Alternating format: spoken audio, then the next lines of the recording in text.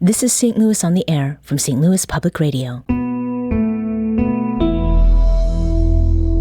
I'm Elaine Cha.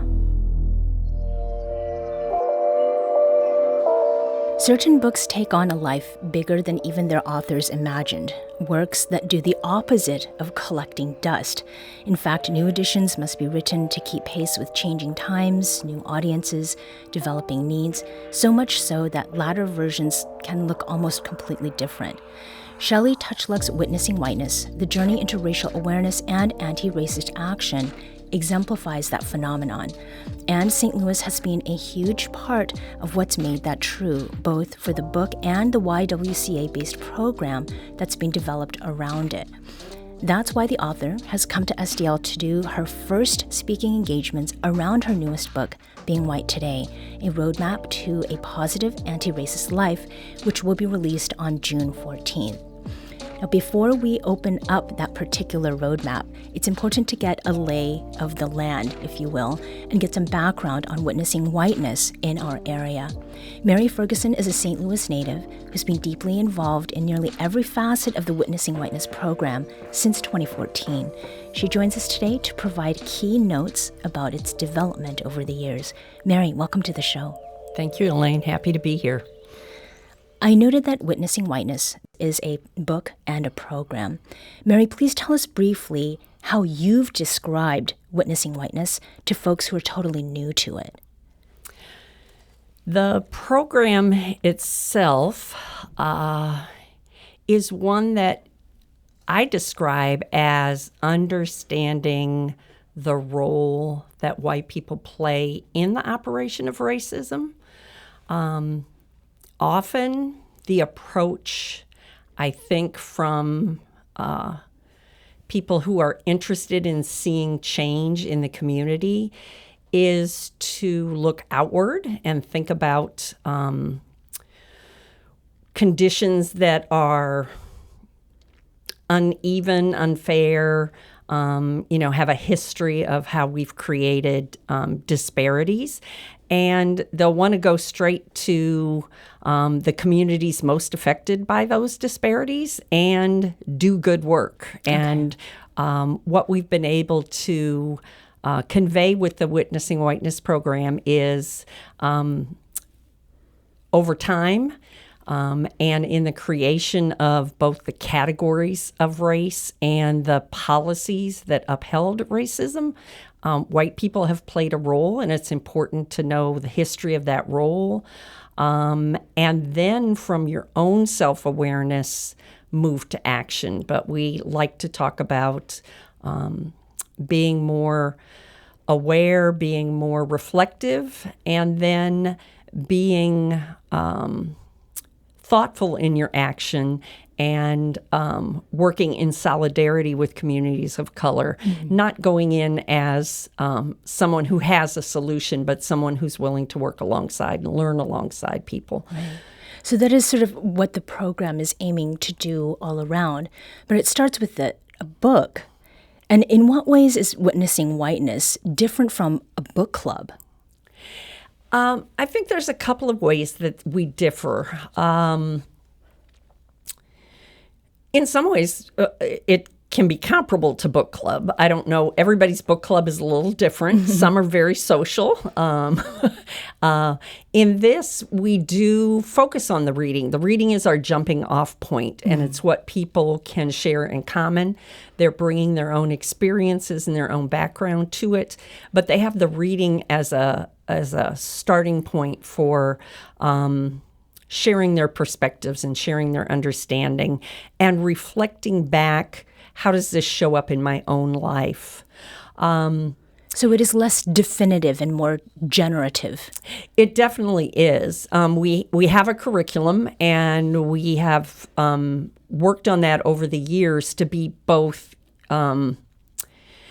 give us some fidelity across groups, but also be open and flexible and generative. The things that good facilitators do is they know to follow the group. So if the group is reacting a certain way to a certain part of a chapter, then we'll spend more time there. I think the other thing that the program does, which is like a book club, is we really stress community building. And that's one of the ways that white identity, and there's so much in the book that supports this, often can feel very individualistic, very isolated, I have to figure this out on my own. And part of having a group experience is you realize you're not alone, and there are others who are having similar thoughts or experiences and want to come together and sort of leverage each other's learning in that community. Now, Witnessing Whiteness was introduced by way of Amy Hunter, who was then at YWCA Metro St. Louis in 2011. Mary, you were recruited by Amy, that is, a few years later to manage and lead the Witnessing Whiteness program in a sort of consultant capacity. Did you agree to do so because you knew, as a native St. Louisan, that Witnessing Whiteness provided something that white folks in this area weren't previously getting? Definitely. My interest in this came from a fairly substantial background already in working in the St. Louis community. I worked with some of the other major social justice nonprofits, the NCCJ, the ADL, Focus St. Louis. And although people had all kinds of different approaches and different programs, I didn't see any particular focus on, again, white people meeting with each other. All the approaches are useful. Cross-racial approaches are useful. But Amy very astutely found that niche that I think was missing. And she certainly started the program off slowly. And then, of course, the events in Ferguson, Missouri in 2014 just accelerated. I think at one point she had 200 people on the waiting list, and that's when I came in as a volunteer and then took over when she left in 2016.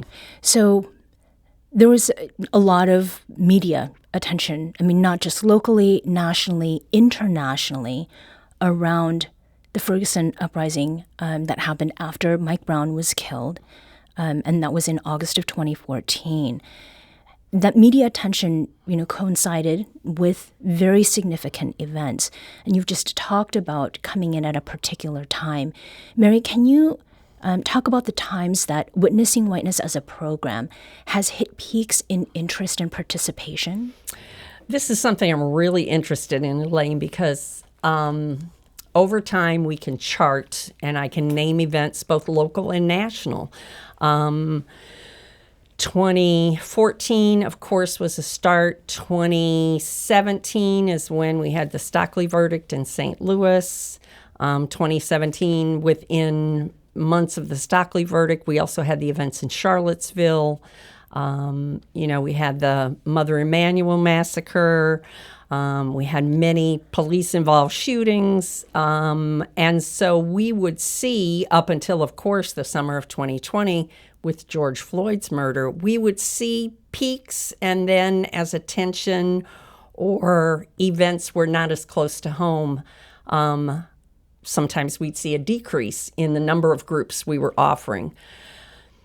My hope and my vision and my dream for St. Louis is that we can make this program and these efforts not be so reactive, but that people see it as part of their normal growth, understanding better their own identity, their own experience, their own role in the perpetuation of racism, and understanding our community better, because that has impacted St. Louis history, St. Louis currently. I know you're running news every day that relates to the impacts of racism in our community. So I don't want people to be reactive. I want them to see this as a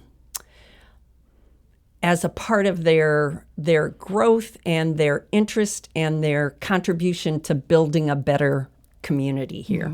How many people have been through the program? The earliest records I'm not so sure of, but since 2014, I can say with pretty good authority that we've done around 4,000 participants across groups. We get mainly organizations that come to us, a lot of congregations, a lot of parents groups, neighborhood associations, some businesses use it as some of their professional development. And then we also are open to just individuals signing up. Right. So as a sort of wrap of this, how would you say that Witnessing Whiteness has, over time, impacted regional conversations and action among white folks specifically that pertain to race and racism?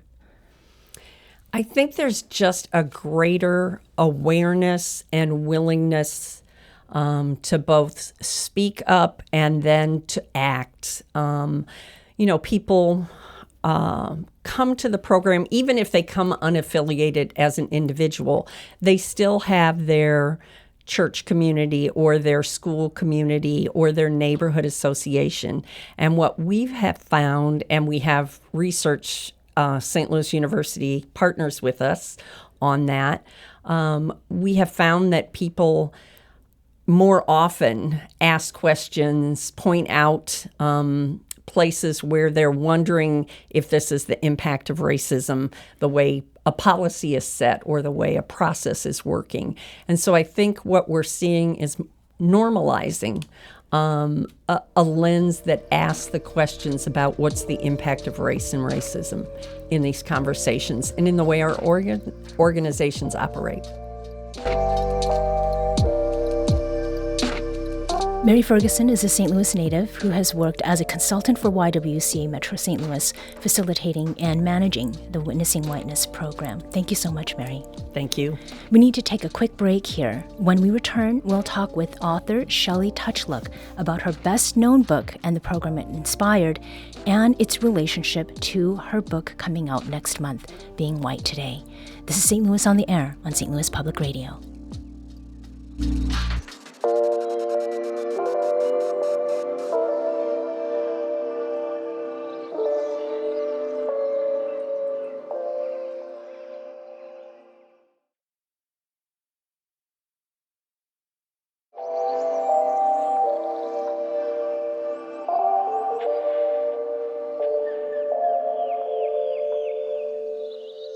Welcome back.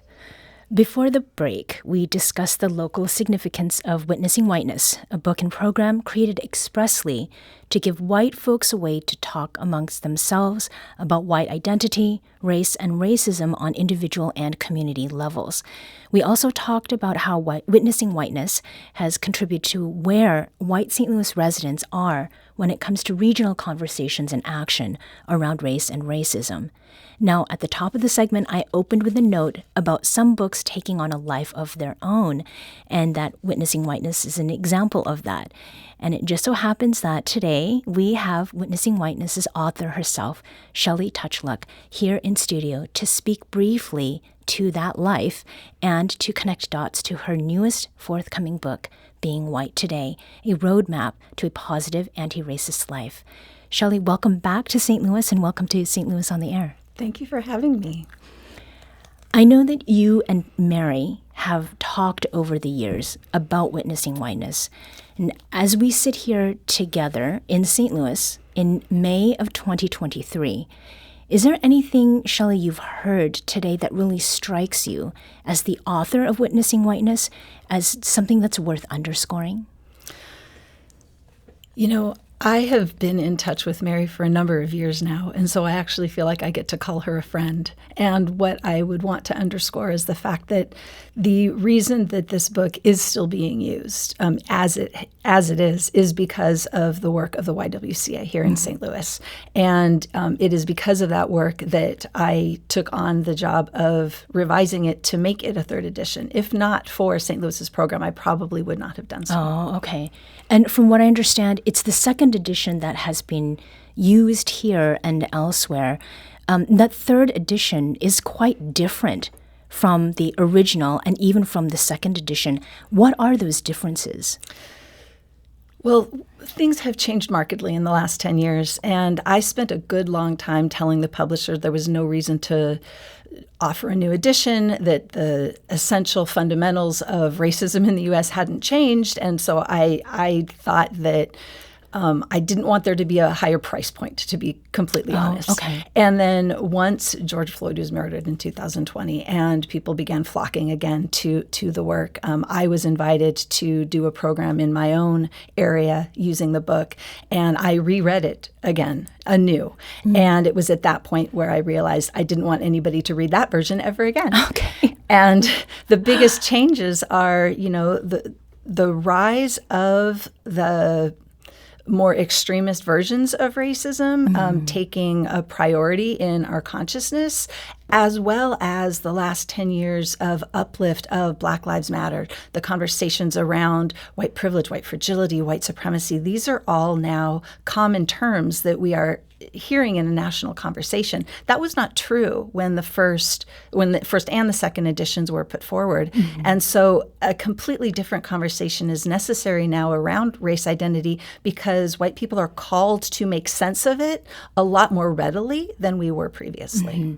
Now, would you say then that there are very concrete sort of dots that connect witnessing whiteness to being white today? Or is it even maybe a straight line between them? Can you speak to that? Given that I did the revision for Witnessing Whiteness in the midst of writing the new book, there are some very significant overlaps in the way that my thinking has emerged and clarified. And we all keep evolving in this work, and I'm evolving as well. And so my understandings of things are now more fully integrated into the new edition that are representative of being white today. And so specifically in regards to race identity, the second edition had race identity issues more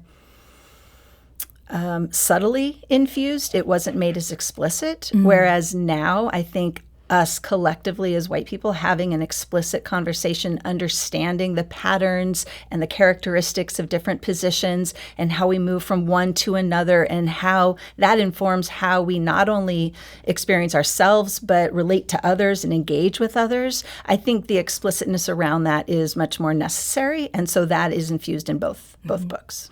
And is that part of the reason your new one, which is a co-authored book with Christine Saxman, is called Being White Today? Like, that's pretty clear. How did you arrive at that title?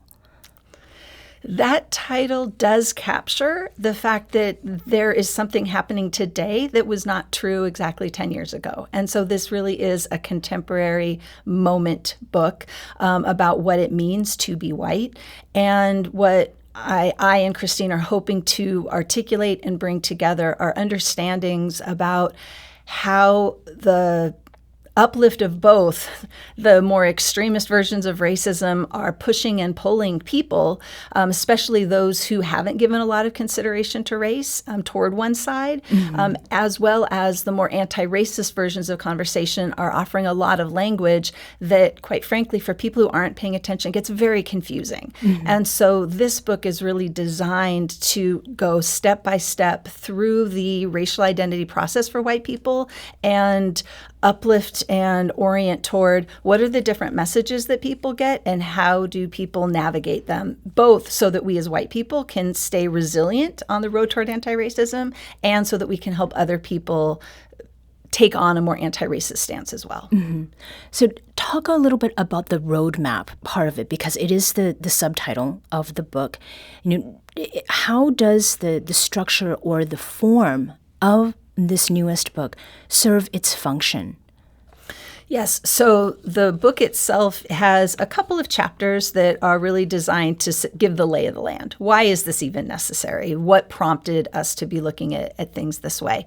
But then the 3/4 of the book are really starting from beginning. Each chapter amplifies a different position on sort of what we're calling the roundabout, which is extension, a version of Dr. Janet Helms, a psychologist, her offering of a racial identity development model. And then some people may be familiar with that model through Dr. Beverly Daniel Tatum's book, Why Are All the Black Kids Sitting Together in the Cafeteria? Those two books were really the core for Christine and I in our own development. And so we utilized that information, extended it beyond and outside of what those books offer to really amplify what we had experienced over working with hundreds and hundreds of different white people and getting to know those characteristics. And so each chapter offers, what is it like to be in this position? What are the specific challenges, the specific thoughts and feelings that we struggle with? And how then do the narratives that are circling around us push and pull at us differently? And what that helps us with is, for those of us who are wanting to make a difference in other people's lives, it gives us insight as to how to relate to people, what kind of approaches might be most useful at a particular path. And the reason this is so important is because as we get to some of the latter positions, there is a great well of positivity that's available, a wonderful life of multiracial association and healing and wholeness that is available. And I don't think our national conversation is as amplifying of that particular end result and location. And so this book is trying to say, yeah, there's work to be done, and there is a place that we can get to that is altogether positive and fantastic. Mm-hmm. Now, you said earlier that there are things happening now that were not happening 10 years ago. What are some of those things?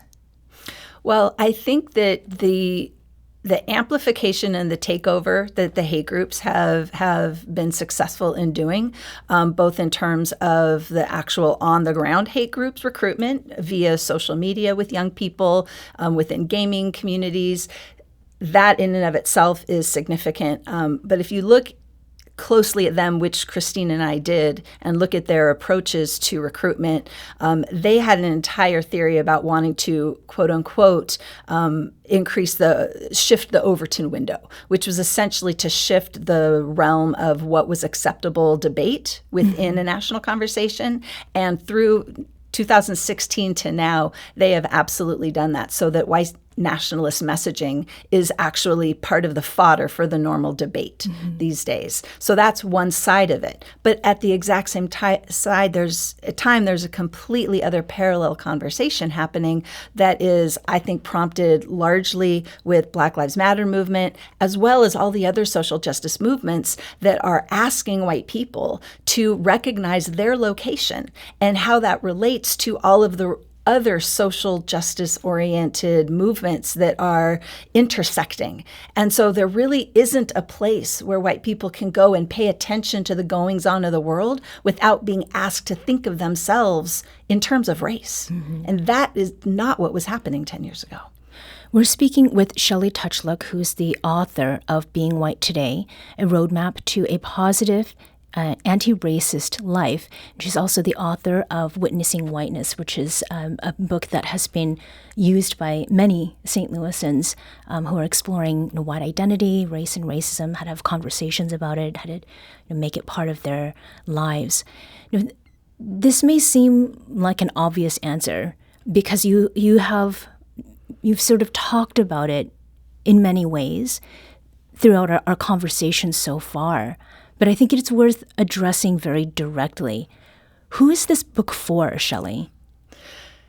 This book is originally written for other white people, no doubt. What we are hoping for is that white people who care about our multiracial democracy will read it, be able to locate themselves, as well as then learn from it to locate where other friends, families, and colleagues are, family members, friends, and colleagues are also within these positions, and gain skills and approaches that will help them further the conversation as well. Now, that said, there are going to be people of color who will benefit if, in fact, they either have white people in their lives that they have any level of empathy for whatsoever, or interest in shifting, and or if it's their job to shift the positions of white people. And so both myself and Christine have people of color in our own lives who have reviewed and taken a look at this work and found that it has helped them to go into workshops and situations and be able to know, I hear what you're saying here. I can sort of interpret where you may be.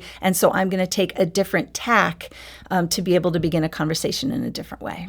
And in that work of putting this book together and then working with people of color who are friends, who are allies, what is one piece of advice that they gave to you or critique that shows up quite clearly in what is the final version of this first edition of Being White Today?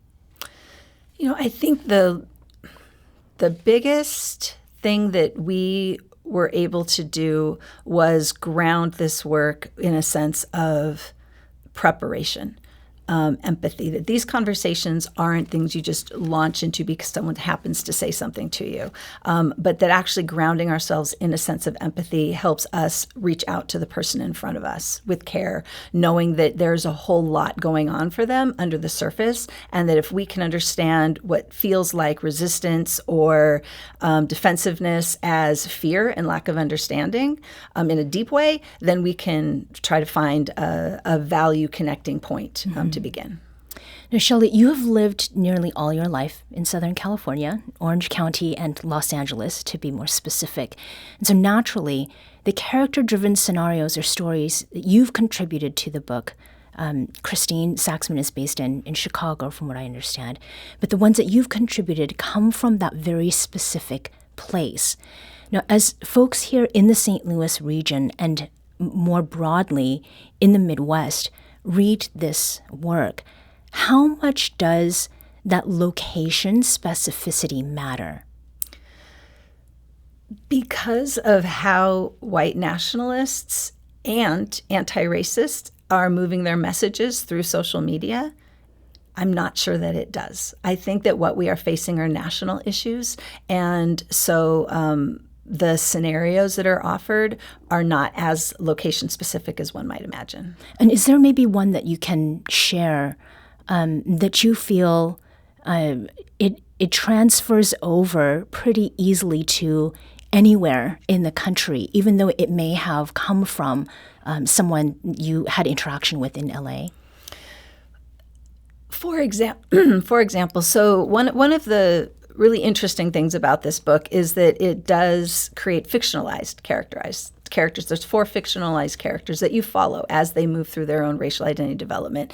And one of the young men, who is a high school student, is online and starts to follow a podcaster, a sort of a conservative pundit sort of thing.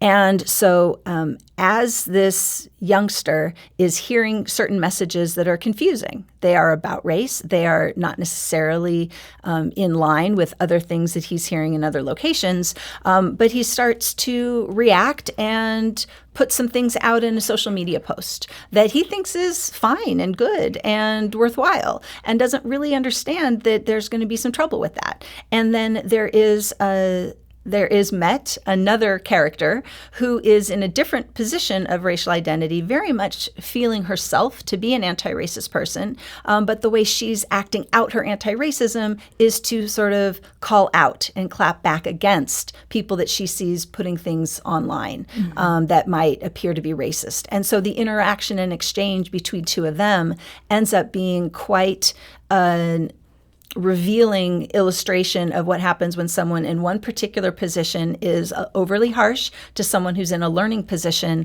and actually sets them on a pathway, let's say. And those social media experiences, I am not sure are terribly located. Yeah. So there are pathways, and then there are doors. And leaving the door open is sort of the spirit that underlies or kind of runs through this book. And that's a lot harder to do than it is to say, of course. Now, what does that mean, Shelly, in very practical terms, to leave the door open? It means that when we are given the advice that we need to cut white people out of our lives who disappoint us with their racism, that may not necessarily be the best thing for the movement. that it's understandable that we would be frustrated, but practically what it means is trying to keep people in our lives, even if that is not daily experiences. Even if we have to gird ourselves and plan for conversations that are going to be humanizing, and we might need to avoid certain conversations for certain time. It is worthwhile because what we want more than any other thing are for other white people out there to have an anti-racist person in their life. Not that they're going to get beat over the head all of the time with our anti-racist testimony. They may not respond to that. That is understandable. It is not about beating our heads against brick walls. And what the research is very clear about when it comes to moving people away from hate groups is that there needs to be a window ajar, a door ajar, so that when somebody starts to ask a question, we want to be that person that they turn to. Mm-hmm. What do you say then to those who've already shut certain doors? Do you have any advice for reopening those again? What do you say? Yeah, reopening those doors doesn't mean accepting racism. It does not mean allowing things to go forward without interrupting it. Reopening those doors means reasserting the fundamental familial or friend connection you had in the beginning, becoming more human. In today's world, with our siloing, with our polarization, where people on the other side of this issue are often spoken of in enemy terms, becoming not an enemy is actually a really important service to democracy. We're going to need to do that with each other, just to say, do you remember when we had fun together? Do you remember when we enjoyed certain things together? And then building a little bit of that back into our lives, we may be able to get to, why is it that we're seeing the world so differently? Tell me why you're seeing the world the way you are. I am seeing the world differently. And then we can start sharing stories from a more respectful position. Mm-hmm. Now, the last thing I'd like to talk with you about, it goes back to the subtitle of your book, and that's the positive anti-racist part. Why positive anti-racist, and how is it different from a negative or even a neutral one? Because everybody's identity matters. And tell me what party you're going to join to if somebody tells you that it's not going to be any fun whatsoever. Because ultimately we are trying to move as many white people as we can into a position of being anti-racist. And that is a movement. And that is a movement that, yeah, it takes work. And yeah, it takes us unlearning a lot of socialization. And we have to know that there is a good place at the end of it where we actually get to feel pride, to get to feel good. We get to feel community. We get to feel that we get to belong. And all of those things, we need to have that true about ourselves without saying we're not white people. Because we are. And there is an entire philosophy that goes underneath the idea of just putting that to the side. But that's not what makes sense to the most people out there. We are white people. We need to decide to come to programs like Witnessing Whiteness. And we're only going to do that if we understand we're white. Shelly Tochluk is a professor at Mount St. Mary's University, Los Angeles, and the author of articles and multiple books, including Witnessing Whiteness, now in its 3rd edition, and the forthcoming co-authored book, Being White Today, A Roadmap to a Positive Antiracist Life. Thank you for being with us today, Shelly. Thank you for having me.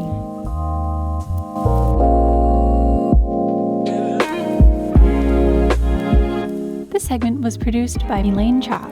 Audio engineering and podcast design by Aaron Dorr. Our executive producer is Alex Hoyer. St. Louis on the Air is a production of St. Louis Public Radio. Understanding starts here.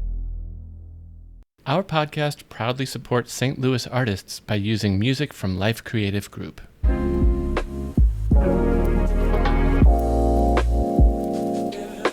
Do you find yourself regularly listening to episodes of St. Louis on the Air? Suggest us to a friend you think might enjoy our conversations.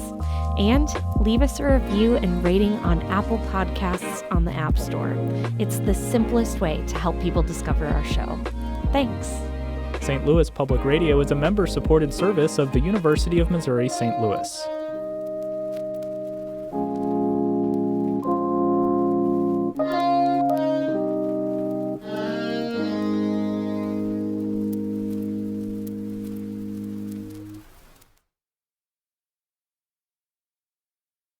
Support comes from the Missouri Forest Products Association, providing more than 41,000 jobs in the production of wood pallets, railroad ties, white oak barrels, hardwood floors, and more. Details at choosewood.com.